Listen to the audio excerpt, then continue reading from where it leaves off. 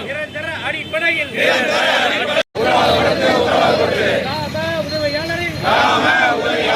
வாரிசுகளுக்கு கல்வி தகுதி அடிப்படையில் உரிய பயிரை வழங்கிடுக. தமிழக அரசு கைவிடுக. வருவாய்த்துறையில்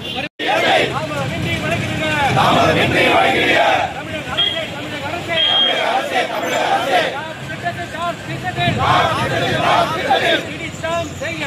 பிடித்தம் செய்யப்படும் 10% பங்கு அளிப்பை ரத்து செய்க. தமிழக அரசே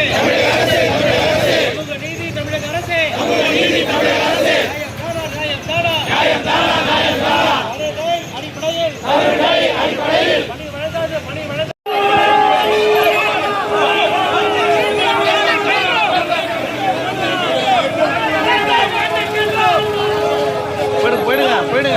போயிடுங்க வேகமா போங்க.